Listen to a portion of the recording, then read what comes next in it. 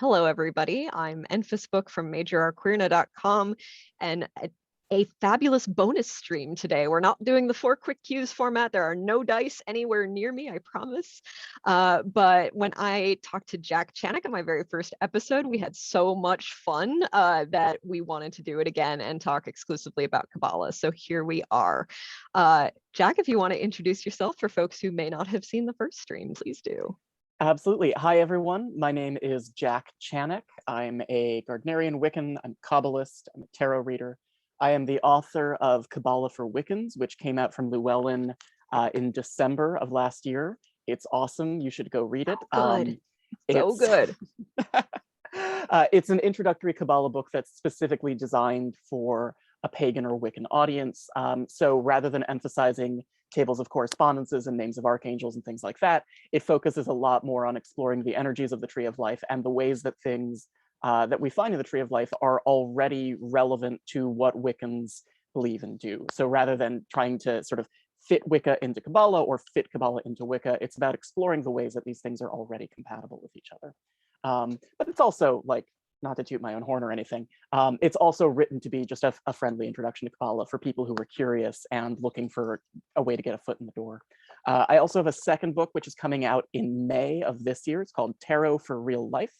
And this is a Tarot 101 book that talks about sort of all the main techniques that you need, all the things you need to get under your belt in order to become a confident tarot reader, but really with a focus on the ways that tarot is immediately practical and applicable to ordinary everyday questions. So we're not necessarily focusing on big archetypal themes. We're talking about how to use tarot to, ask, am I going to get this job, or will so-and-so call me back, things like that.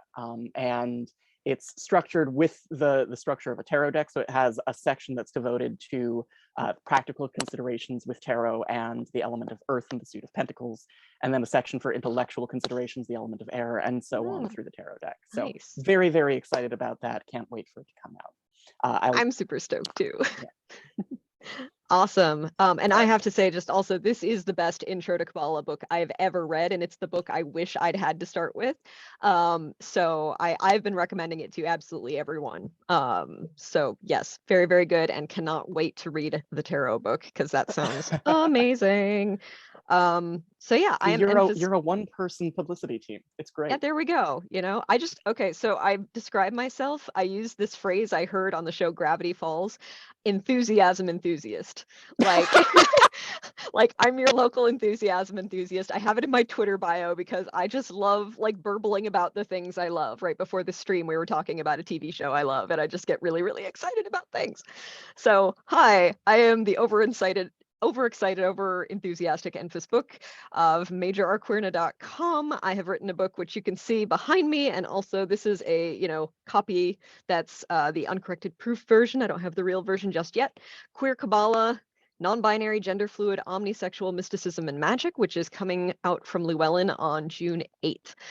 So this is a little bit of a friendly introduction to Qabala as part of it, but more than that, it dives into how is the Qabala already fundamentally queer based on symbol sets and the ways it's structured from way back, and then how can we approach it as queer people, relating it to queer life experiences, queer community, things like that. So, and then at the end, there's a bunch of different workings you can do related to stuff that comes up in queer lifestyles. But I would recommend it for folks who are not necessarily queer as well, who are looking for an introduction and maybe like looking for a slightly different viewpoint on the Qabala. So that's me, and I'm with the Assembly of the Sacred Wheel. I am a 3rd degree high priest of my coven, the Fellowship of the Ancient White Stag. So. And I'll just chime in here. I had the pleasure of reading an advanced copy of Queer Qabala, and it's really wonderful. As a gay man, there's a lot in here that really resonated with me and that explored the ways that the Tree of Life can be meaningful that don't get talked about in most Qabala books. There's a whole section about the process of coming out and understanding coming out through the lens of Qabala.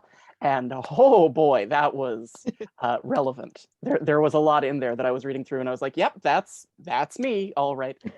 It's a really lovely book. And I think that any queer occultist is going to benefit from having it on their shelf. So thank you for writing such a great book.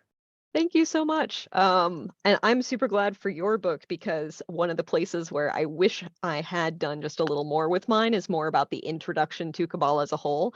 But I think our books are very complementary in that way, because you have a fantastic introduction to the Tree of Life that's comprehensive but not overwhelming.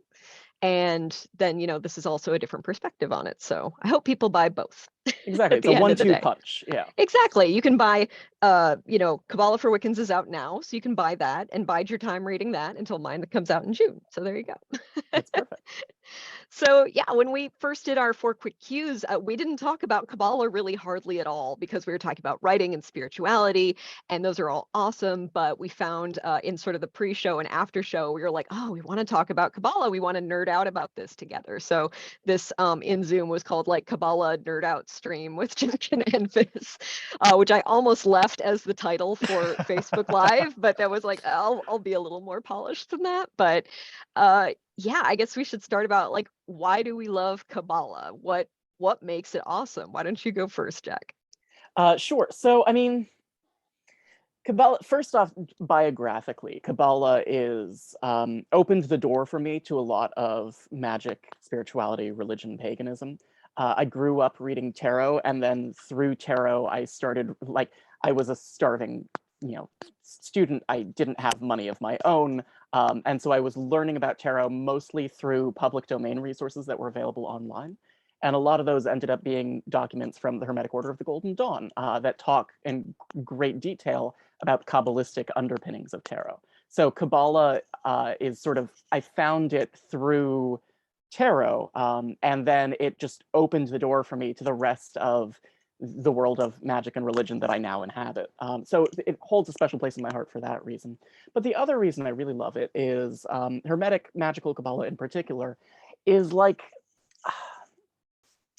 I always use this analogy, and I know it's so outdated, but it's like a card catalog for magic, where it just, like, everything connects to everything else.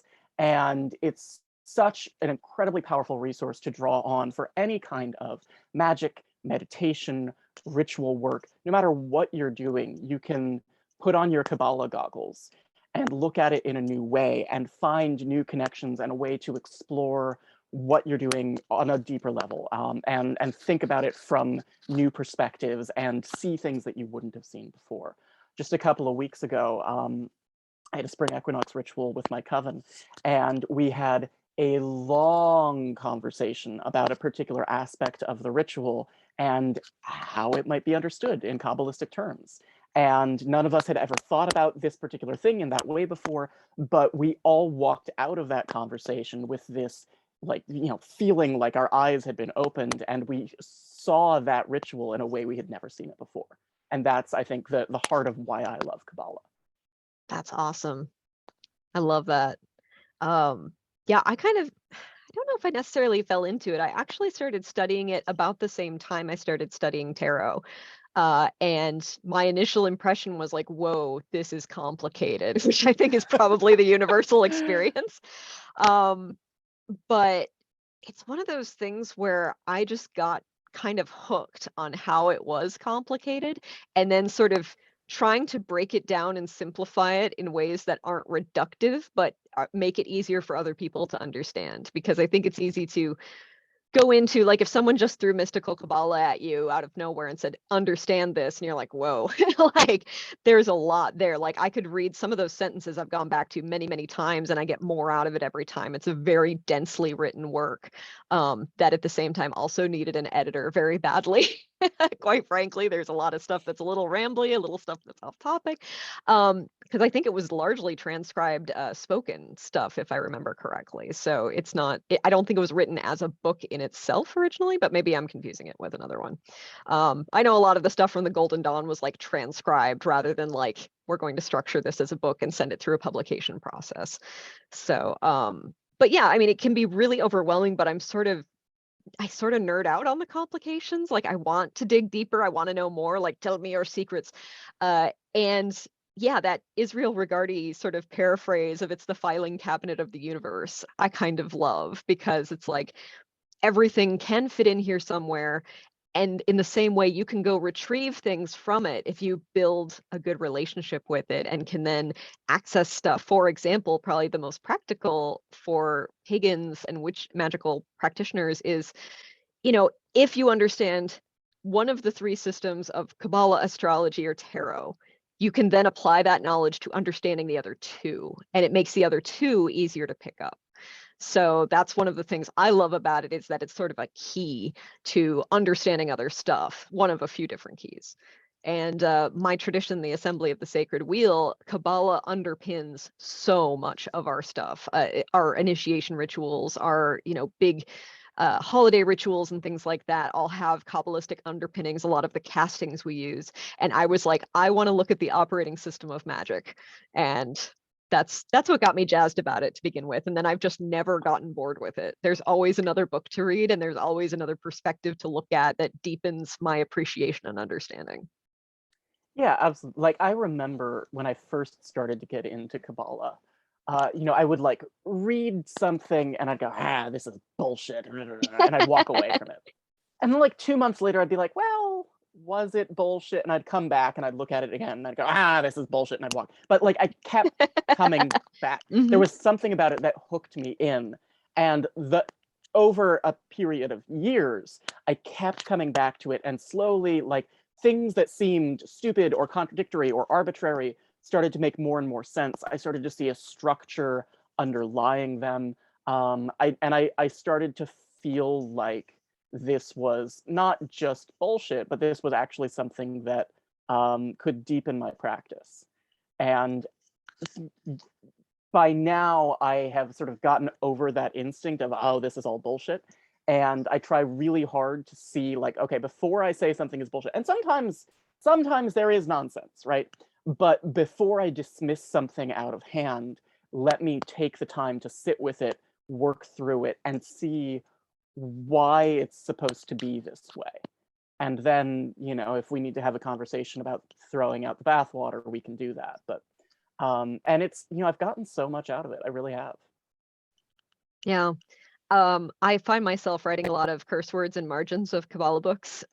Usually it's stuff, not at the things where it's like, well, that's not true. It's more like, this is obviously racism, or like, this is obviously some ableism here. There's a lot of ableism in there, or, and they're, the Golden Dawn, products of their day, whatever. The cultural perspective they were working from was one that was very racist and sexist and ableist and all of those things. And not that all of that is fixed now by any stretch of the means, but I like to think we have slightly better filters of like paying more attention to what we're saying and how it can be perceived in those particular contexts, and realizing, hey, maybe a knee-jerk racist thing isn't the right thing for this here. Like, reading the books, that's where I write the curse words. I'm like, why would you even connect this? That's a terrible idea.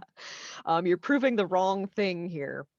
Yeah, it's so for those who might not be familiar, Dion Fortune wrote a couple of novels where she sort of took the principles of Kabbalistic magic that she was working with in the Fraternity of Inner Light, and she fictionalized them in these novels with the idea that, like, her nonfiction books would give you the theory, but then the novels would show you how this all gets put into practice. And like the real heart of the magical system she taught was supposed to be in the novels. And her most famous novel is called The Sea Priestess.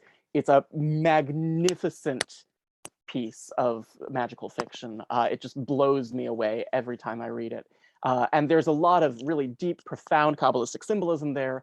The core of the plot is a magical ritual that invokes the goddess Isis through the powers of the spheres Bina and Yesod. And there's so much going on there magically. But then about halfway through the book, she goes off on a multi-chapter long tirade of just like racist garbage about the Romani, where she talks about them being like thieves and lazy, and they try to like, it's just terrible racist trash. It's really unfortunate because the rest of the book is so good. But I think it is certainly true that when I think particularly when we're working with Qabala, because so many of the foundational texts that we look at are coming out of a period at the height of British colonialism, we have to put on our like reading critically through the flaws of the author glasses. And we have to understand that, you know, we can read something and find value in the magical technology or the magical theory that's being presented. And there can be really good ideas in there. And at the same time, we don't have to endorse all of the horrific biases that a lot of these people took for granted. Yeah, it is. Fortunately, it's not that difficult to separate the wheat from the chaff, because the chaff is pretty blatant. It's just like, wow, okay, sure, let's just cruise on past that random sentence. Like even in Mystical Kabbalah, I know Dion Fortune has a whole lot of stuff about, like, you know, people who are born with disabilities not being able to be like spiritually whole, and like just awful garbage like that. And so it did unfortunately also show up in her nonfiction, but at the same time, then you read something that has nothing to do with that particular sentiment, and you're like, this is actually really valuable, and I get so much out of that book. But there are spots where I'm like, geez, Dion, like, no. Please no. And Gareth Knight does the same thing in a couple of places in his practical guide to Kabbalistic symbolism. Just kind of goes off on weird little tangents, and you're like, no, moving on.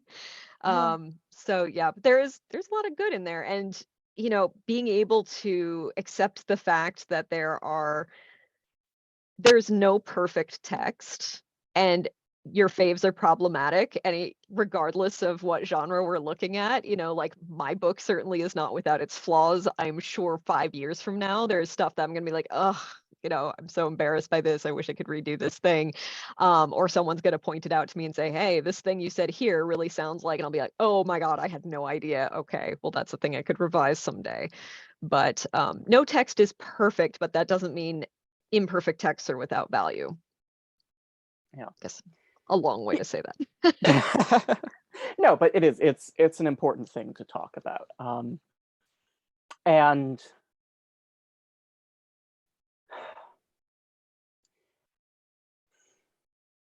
yeah, I mean,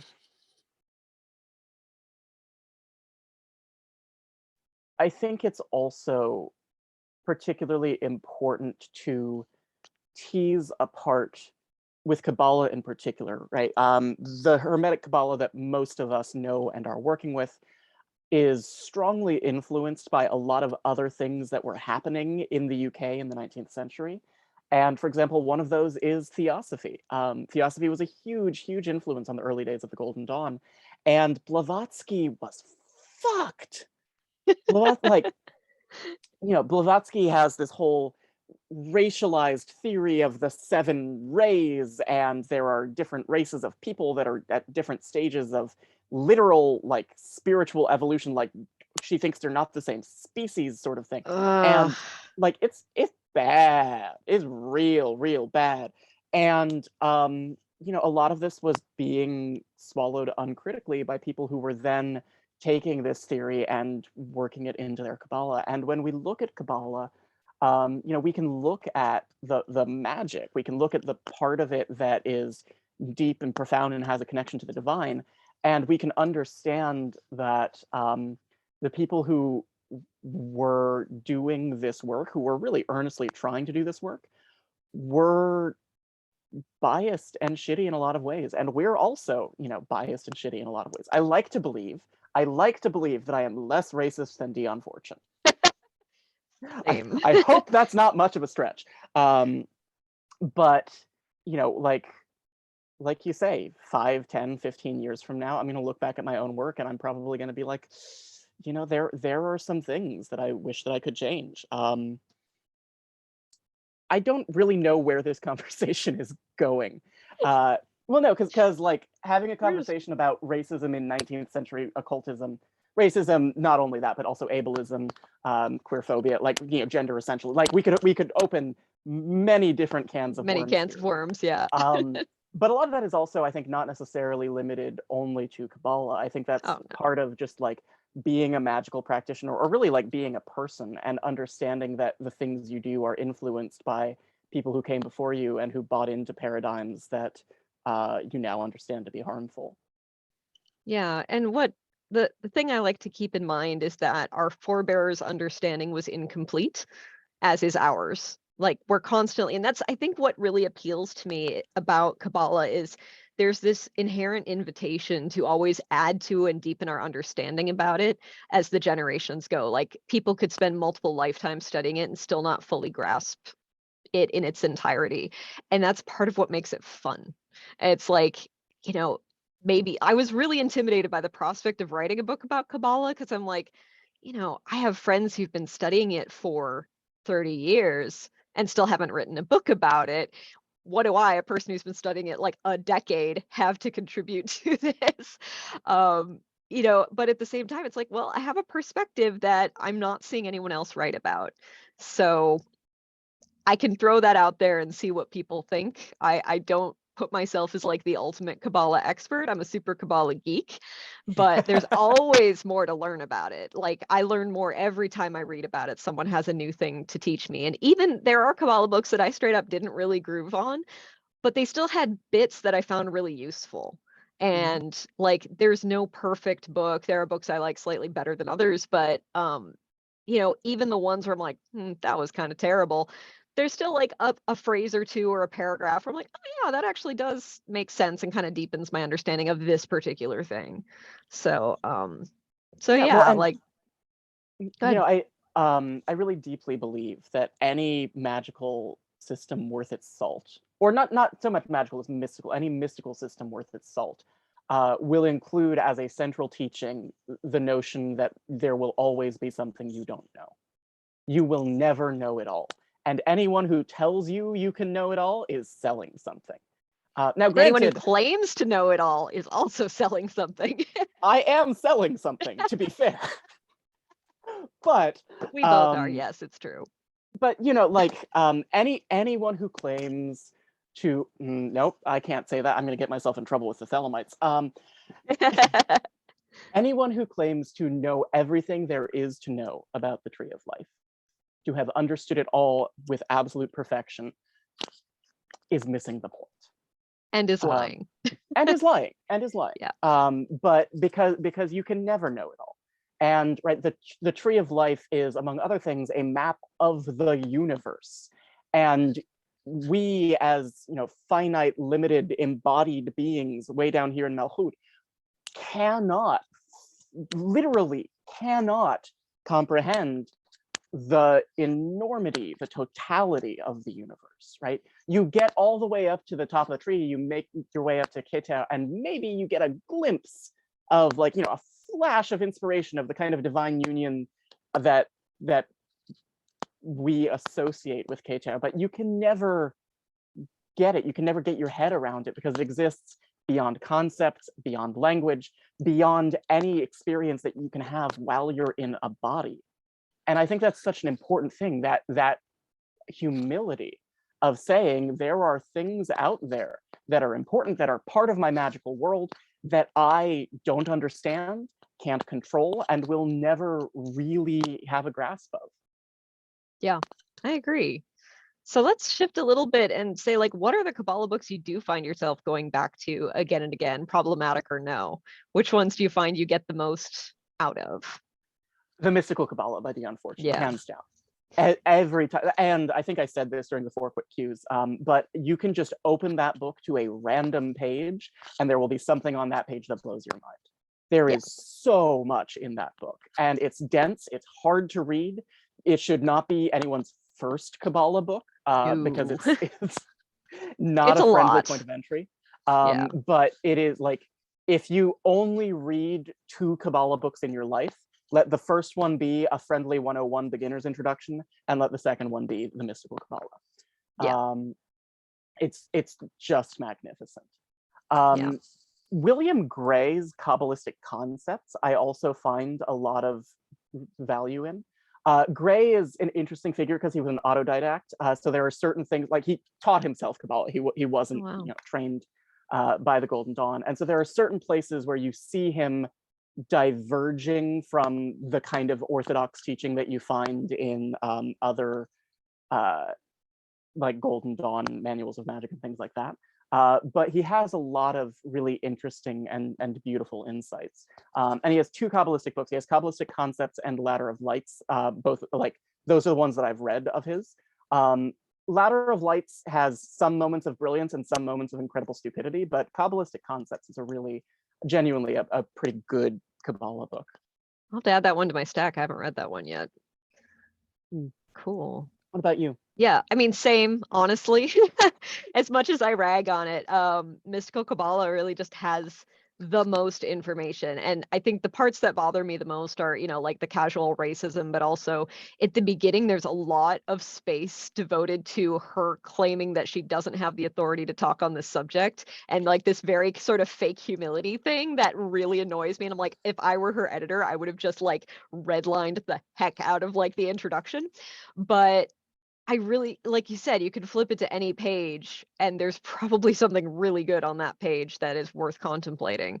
And it's one I'm going to reread probably many times in my life. And also, honestly, I'm going to reread yours many times probably because I had a fantastic experience reading it. And there were moments in that book where I'm like, that is such a better way to explain this than I did. You know, like, the 4 worlds, you nailed that. Like that is the best description of any book about the 4 worlds, which I have always wrestled with. You make it so clear, and I'm actually really sad I didn't read your book before I finished writing mine because I'm like, that's so much better. Based on that, I could create a much better thing for this. But yeah, I think, you know, it's good that the old books still have value, even if there's a lot of dross in there. And I heavily advocate, if you own the book, just write some curse words in the margins. You'll feel better and just move on. You know, Yeah. like I have all kinds of stuff. And actually, probably my favorite margin note, it wasn't a curse word, but I have to double check this because I can't remember if it was Israel Regardie or if it was just the translation of the Zohar I was reading. But there is some line about, I think it's in the Zohar saying, and no human can achieve perfection, ascend, something like this, unless they have both male and female within them. And either Israel Regardie or the translator goes very far to say, and this is why it's important to be married. And I'm just like, Isabel, you're going, wait, like the ways they tie themselves in knots to go no homo, like not non-binary, not trans, none of this is sort of hilarious when you read some of the older books. They're like, oh no, that's not what this means at all. And I find it very entertaining. Just like, Yeah. no. I should probably also mention Crowley, because Crowley is Mm. another giant of Hermetic Kabbalah who really does matter. And Crowley is hard to start out with because everything Crowley wrote is so Crowley. And he's very, this is a comparison he would appreciate, he's very similar to Nietzsche, in the sense that a lot of what he writes, he's being sarcastic, and if you're new to him, it's so hard to tell when he's sarcastic and when he's serious. And so he makes a lot of jokes that people take seriously, and then he also like has moments where he's so deep in partly cocaine, but also partly like really genuine mystical revelation, and is trying to describe things that are very difficult to communicate. And his writing is very, very difficult to read as a beginner, as a newcomer. But Liber 777 is still the best book of Kabbalistic correspondences in existence. And Crowley has, it's not one of his better known pieces, but I think it's a really interesting introduction to the concept of pathworking the tree of life. It's a short little allegorical story. I can't remember the Liber number, but it's called The Wake World. And it tells sort of through like a fairy tale lens, it tells an archetypal story of someone ascending the paths of the tree of life and meeting her holy guardian angel. Oh, cool. And it's worth looking up for sure. I think my favorite thing of that nature is Alan Moore's Promethea.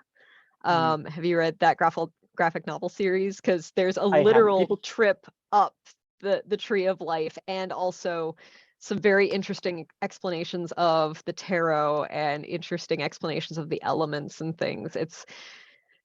I have mixed feelings about Alan Moore as a writer and even about this particular work, because there's some kind of gross, vaguely non-consensual things in it that I don't really groove with. But in terms of like describing the Qabala in a way that's more narrational, I think it was really good. Like it helped a lot of concepts click for me in a way that like just reading the nonfiction did not. So yeah, that's one. I've gone back to those a couple of times because I do get more out of them each time. And I just also, I appreciate how bold it was that this Alan Moore is just like, hey, we can have comics for all these reasons. Can't we just have some that are basic intro to magic texts too? Like he's a big ceremonial magician. He's like, I just want to teach people through a comic how things work. And yeah, there's some good stuff in there. The plot itself is a little but you know, the descriptions of the Tree of Life are pretty good. Yeah. So do you have a favorite Sephira? Or a favorite of the moment? Sure. So, astrologically speaking, I'm a very martial person. My sun is in Aries. I have a Scorpio ascendant. My Mars is also in Aries. My Saturn is in Aries. Like I have a lot of martial energy going on in my chart. There are a couple of other things as well, but like, and so I tend to identify very strongly with things that are martial. Gevura is the Sephira that most people really don't like, the one that people tend to really struggle with. And that they gloss over a lot of times, that are just like, it's just war and destruction, moving on. It's like, no, wait. Yeah, and I really love Gevura. I like, my challenge has always been to temper Gevura with Chesed, and I've had to do some specific magical work on that, on like bridging that path of Tet between the two.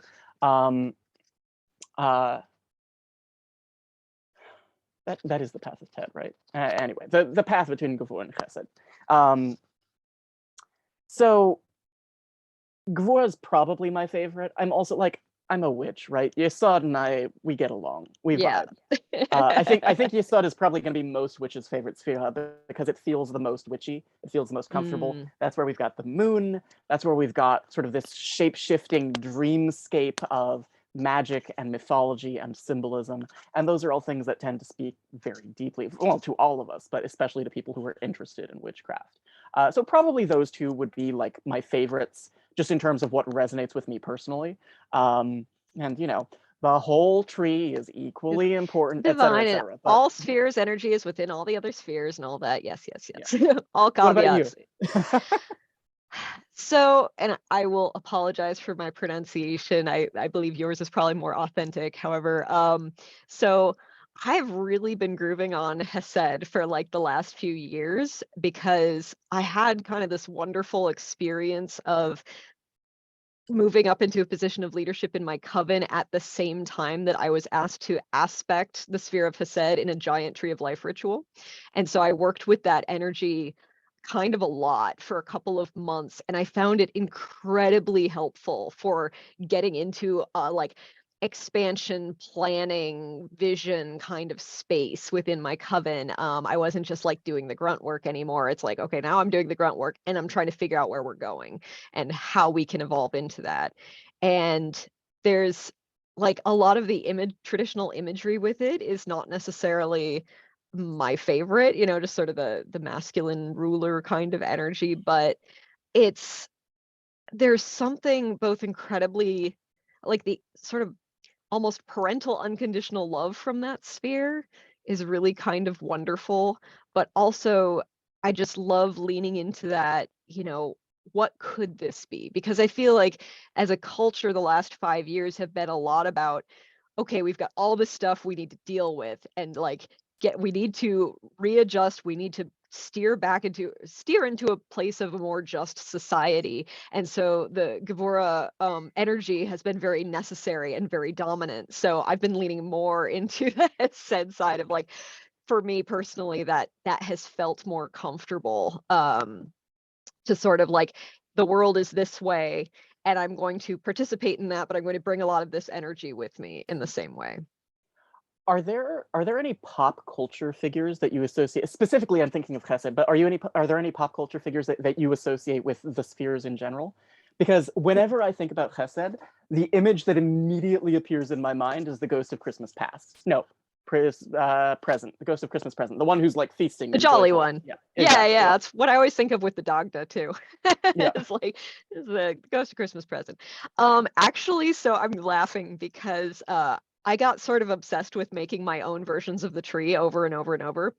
And when I was watching Steven Universe, I couldn't stop thinking about how the characters aligned with the spheres. And to the point where I actually commissioned a legit artist to create the Steven Universe Tree of Life based on my alignments. I So love it. I have it on a mug. I have it on like a wall hanging near my altar. And I actually have to peek at it because it's been a little bit. Hang on one second. It is just around the corner here. You're going to hear my chair. Oh, right. So in that sphere, I have Sapphire of the Ruby and Sapphire combination, because I have Ruby and Gevura and Sapphire in Hesed, and together in Da'at I have Garnet. So Love it. yeah, so that's my pop culture correspondence for that one. But yeah, I started giggling. I was like, oh, I don't think I told you about the Steven Universe Qabala, did I? There's an image of it on my blog. I think you can find it on my blog somewhere. That is phenomenal. I had so much fun with it because it also, there's Stephen as Tiferet kind of has that energy of, yeah, sacrifice child in a way, but also is like the secret ingredient bringing harmony to all these different situations. It's not about always taking things away or like sacrificing yourself to win. Sometimes it's about like empathy and sometimes it's about connecting things that other people haven't connected before. And so that's one of my favorite little one of the ways I connected the most with that Tiferet kind of energy and understood it best, because I think it gets overblown as like sacrifice all the time, that's what it's about, and it's like, kinda, but like that's the Gevura energy coming into it. That's not necessarily inherent to Tiferet. Well, and it's so funny. Whenever I teach the Tree of Life, Tiferet is often the stumbling block for a lot of people. Like we're in Hod, everyone gets that, that's fine. We're in Netzach, everyone gets that, that's fine. People understand Chesed, people understand Gevura. And then we get to Tiferet and people are like, okay, but what do you mean it's harmony? And it's interesting because I often, because I tend not to push the sacrifice line, that there's a sense in which I think you can really see the work of the Christian Kabbalists there. I was just gonna say, people who push the sacrifice line really want you to relate to Jesus in that sphere. Yeah. But I do think that sacrifice is interesting when we think about Tiferet as sort of the synthesis of Chesed and Gevura. Like sacrifice is the thing that gives and takes at the same time. And that as like the coming together of these two different spheres is actually, I think, really beautiful and powerful. And that goes a long way toward what you're saying, where like sacrifice is not just giving something up in order to win. It has this element of like compassion and care that goes into it. And that's really deeply powerful. Yeah. Yeah, it's another sphere I spend a lot of time working with and working to understand, because it's like Tiferet is my aspirational sphere, right? Like it should be most people's, I think. Like we're never going to get up to Keter. So like let's aim as high as we can realistically go, but also just that sense of balance, I think that concept is so compelling in a society where it's so easy to become unbalanced in your life. It is very easy for one aspect of your life to sort of take over all the other things, like, writing a book for me maybe replaced, and it also being a pandemic meant I wasn't going to the gym. And, there's like trying to keep all the pieces to keep this whole situation healthy and also be growing and experiencing new things and spending time with the people I want to spend time with. And there's just a lot of demands in society, and keeping up a full-time job on top of all of that, of course. And I think we all kind of, at least most folks I know, yearn for that idea of a balanced life, but we don't know how to get there. Yeah. So that's a thing that I just keep coming back to, is like a very alluring energy is that the energy from that sphere. Yeah. Yeah. No, that feels right to me. Teferet is, it's sexy. It's sexy, not in like a sexual way, but Teferet is sexy in the way that, like, oh God, who's a really attractive person? Of course, I've blanked on the names of all celebrities in this moment. Oh, like, no, Lawrence of Arabia. What's his name? Telly Savalas? Was that him? No, Or no, no? No. Shoot, that's The King and I. Peter O'Toole. There we go. Yes. Teferet is sexy in the way that Peter O'Toole is sexy. Go on. In that, like, you look at Peter O'Toole, or at least I look at Peter O'Toole, and my first feeling is not one of erotic desire, but it's this feeling of just like, you're so beautiful that I can't even properly look at you. Like you're just in harmony, and I don't really want to have sex. I mean, probably also that, but I don't really want to have sex with you. I just kind of want to like be in your presence. And that's magically, like, that's the vibe that Teferet gives me. Which, I mean, thinking astrologically, right, makes perfect sense because Teferet is the sun. And that's the kind of energy that the sun carries with it, is just this, like, everyone wants to be around the sun, everyone adores the sun, right? Generally speaking, the sun in Leo or in Aries is sort of the center of attention, not in a, well, it can be, but like not generally in a greedy or vain way, but just in a like, everything revolves around you, and that feels correct. That feels natural. I want to revolve around you, Peter O'Toole. As the youngest child, this is hitting close to home. The family revolves around me. That feels correct. Yeah. Oh, man. So, like, where are you trying to grow with your Kabbalistic study right now? Is there an aspect you are focused on? And I'm asking this with my own answer being sort of up in the air right now, but go ahead. Yeah, I mean, so I don't know if we talked about this. My dad died last summer. Oh, sorry to hear that. Yeah, I'm not, milking for pity here, but No, I know. so a lot of the meditative and ritual work that I've been doing has been around grief and understanding grief. And actually, interestingly enough, a lot of that work has been in Teferet, because it's right. Teferet is death and rebirth, and it's interesting. The Qabala doesn't actually have all that much to say about death when you like really try to dig into it, but a lot of death is on the middle pillar there. It's on that sort of transition out of Malchut, out of the physical world, through the spiritual world, into sort of the release and then the promise of something new that we get with Teferet. And so that's been a lot of what I've been sitting with and wrestling with, is just doing that work on the middle pillar of releasing things and then figuring out which things I don't need to release, right? Which things do I bring from the sort of place of grief and Teferet back down into Malchut and keep with me in my day-to-day life. And that's been, it's not easy work, but that's been, I think, really rewarding work for me to do. Not just magically, but like as a person who is dealing with the death of a parent. Yeah. I have been trying to deepen my understanding of the paths because that's an area, like I've done a whole year-long meditation series on them a few years ago, but so much of my work for the book was focused on the Sephiroth. And because the paths felt like out of scope for this initial book, I was like, I don't feel I could do them justice and get this done within a year and I wanted to finish the book within a year. So I'm deepening my work with the paths and with the Hebrew letters of the paths and with the tarot correspondences of the paths. And if you could see it, I have, this is from 2017, but I created, so I was like, I never know which images are copyrighted. And so I just designed an InDesign my own tree with like the numbers and the colors of the spheres. And then I threw on the the Rider-Waite-Smith like tarot images, which are kind of copyrighted. So, but then also the astrological symbols and everything for the paths and the spheres is on there, and I print it in order to make it legible. It's like a 3x5 poster, like a 3 foot by 5 foot poster. It's on my wall, and I have sticky notes all over it of my pathworking experiences on there.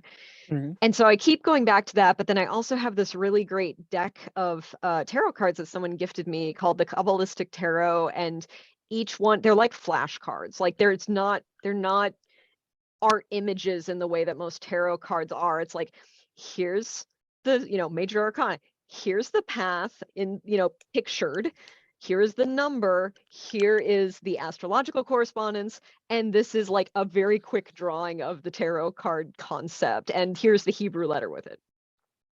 So I have been working with one every single day since the turn of the year, and just drawing a new one and reflecting on it and relating it to my day, and just kind of getting deeper into that space. And it's been a really interesting journey so far. And I actually had to, at one point, after like a month or so, I was like, I have to put the minor arcana away because it's getting overwhelming. And I was doing a 3-card draw every day with the minor arcana in there, which also had their own correspondences with everything. And I'm like, I really just need to focus on the majors right now, because that's the part I need to get into my head right now. So I had to put the minor arcana away, and I only draw a major every day, but then I'm actually learning them a lot faster now because I'm seeing them more frequently, and I'm getting a little more into that space. And I'm making notes on them each day, and the note I make on a card one day is a little different from the note I make it on another day. So I'm internalizing different pieces of it, which I think is probably pretty effective. But that's been my current nerd out thing, and I am not confident I will be able to memorize them all, but I at least want to be somewhat confident talking about them and what they're about. So that's where I'm going. Yeah, there's so much in the paths. There's so There much. is. And I'm not finding a lot of books specifically about the paths either. A lot of the books, like, you'll see a section on the paths, and oftentimes it's a little short. Or it's a ginormous thing that's super overwhelming. And I'm just trying to find like really good books on the paths. I'm open to recommendations if you know any. Have you read Garden of Pomegranates? Yeah. I have read like the shorter version of it. I have it, but like what I thought I ordered was Garden of Pomegranates was like, I don't know, a condensed version or something, because it's fairly short. And then Yeah, I was weird. like, wait a minute, this is not, like, it has a different subtitle than the one I think you're thinking of. So I have that one. I do need to read it. I think I read the Cliff Notes version, Okay. which is slightly shaming myself as a Kabbalist, but I did not realize it at the time. I was like, oh, this is Garden of Pomegranates. Everyone talks Yeah. about this. And then it's like, oh, wait, there's another bigger book with the same name. Yeah. So it confused my editor when we were going through and like citing things. It's like, I think this was on this other page. And I'm like, you're looking at a different book. Oh, no. So yeah, super confusing. Yeah, but yeah, no, it's true. It's there aren't a lot of books out there. Maybe that should be book 2 for you. There aren't a lot of books out there on the paths, and it's hard stuff. It's really hard stuff. I am guilty of just sort of defaulting to the tarot correspondences and mostly interpreting them through that lens. And then if I'm doing specific magical work where I want to bridge a gap between 2 spheres, then I'll sit more intensely with the path and do path working or magic, and I'll pull on a variety of correspondences.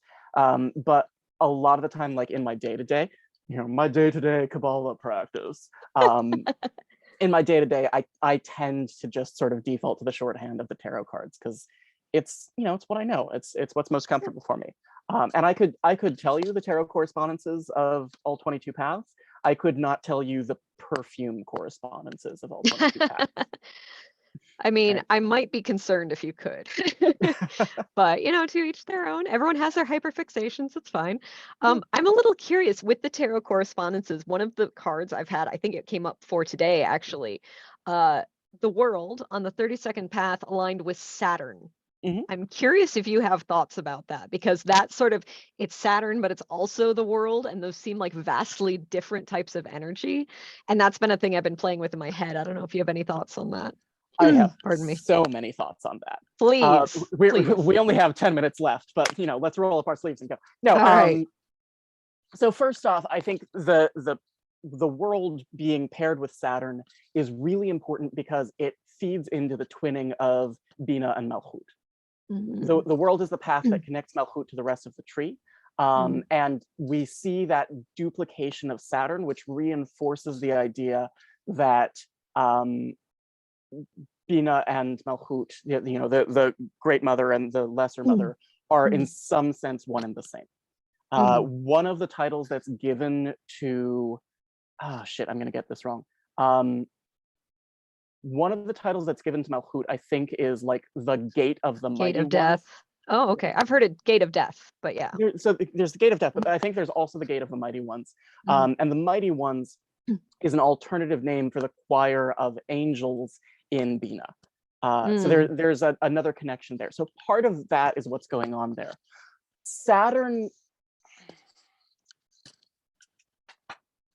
is actually, I think, a very the world sort of planet, because the world is fundamentally a card of endings.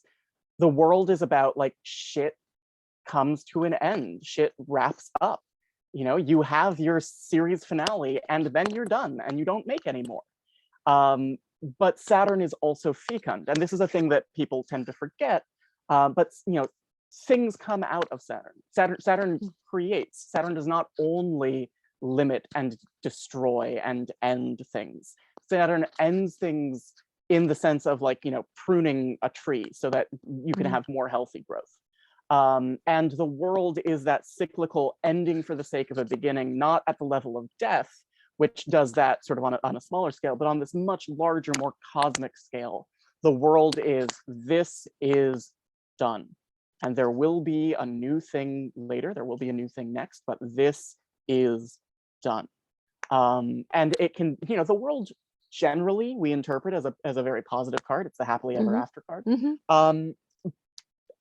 Saturn can give us happy endings if we embrace the Saturn of it all. If we fight against the endings, if we fight against the limitations, that's when Saturn, slaps us into place. But if you accept that it is time for something to be done, Saturn can make that a really beautiful and powerful transition. And the world, I think, really emphasizes that nature of Saturn.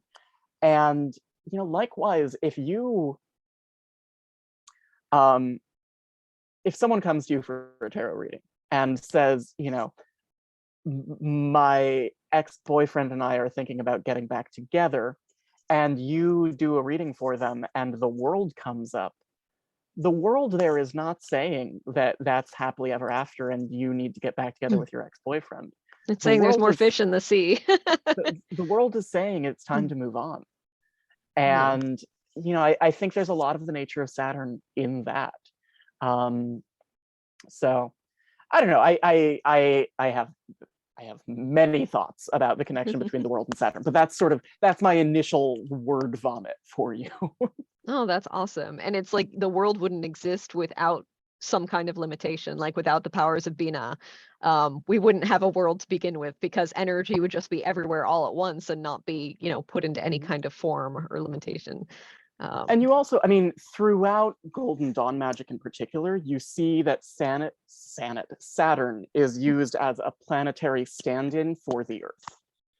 So in the magical hexagrams, the default hexagram, like if you don't want to do the hexagrams of a particular planet, anything like that, if you just want to use a hexagram, you use the hexagram of Saturn. The same way that in the planetary or in the elemental pentagrams, if you just want to use a pentagram, you use the pentagram of Earth. There's constantly throughout Golden Dawn magic, there's this understanding that Saturn is, because it is the Great Mother, because it's associated with Bina, and it's sort of the fecund sea that gives forth life in a way that reflects what Malchut does on the material plane. Saturn is the Earth. Saturn is the twin to the Earth. The outermost planet and the innermost planet are the same. And I think there's a lot that's valuable and worth meditating on there, because it can enrich our understanding of Saturn. It can show us sides of Saturn that we tend not to want to see. But it can also remind us that, the Earth or the world or these things that feel more comforting and more nourishing to us also have that hard edge to them. They also have that nature of Saturn. That's amazing. Thank you. I'm going to chew on that for a while. I'm probably going to replay this and listen to it a few times too, because that's all really, really useful. Yeah. So we've only got like a few minutes left. See, we Final should have done thoughts. a 3-hour stream. I know. Well, I know I can go over if you want. I'm not limited to an hour, but I also want to respect your time. So Yeah, no, unfortunately, I do have other things to do tonight. But this is so much fun. this was really fun. I'm super glad we got to chat about this. There aren't enough Qabala nerds in the world, and hopefully our books are going to change that. That's, I guess, my greatest hope coming out of kind of Llewellyn's releasing this triptych of Qabala books kind of one after the other. They did yours in December, mine is coming in June, and Jane Meredith's is coming in July, which I don't know if you've read it. For Jane Meredith's. I Have you read it yet? I I have. It's real good. It's real good. So they've got kind of the in 3 unique perspectives on it that I don't think have been expressed in previous books, I think. So I'm hoping that this is the sign of a new renaissance of Qabala study, and that we're going to get a new generation of people appreciating it and getting into it and adding more to the conversation. Like, I hope to God, like I hope this is not the last book on queer Qabala that ever comes out. And I hope I'm not the only one to ever write about it. I would love someone to take this as a springboard, go even deeper, you know, examine stuff more deeply, come at it from a completely different perspective. I would love nothing more than that. And I think the world could only benefit from more Qabala teachers, more Qabala enthusiasts who find this useful and who see it as a valuable tool. Yeah. No, absolutely. Yeah. May also, it be so. Jane Meredith, if you're watching, send me a review copy of your book. I love your work. Oh yeah. But definitely. Yeah, no, it's like same thing, right? Like, I hope that this is not the last book written for a Wiccan audience about Qabala. I hope that there's more work done on Qabala and paganism, and you know, showing that these things don't have to be in separate worlds from each other, because so many people feel as if they are, and I think each one has a lot to offer the other, and they go together much better than most people expect. And you know, also just like as a person, there's a lot to get out of Qabala. Yeah, there's just a lot of fun stuff there. I was just checking to see if we had any questions in the chat, but I don't believe we do. That's so okay.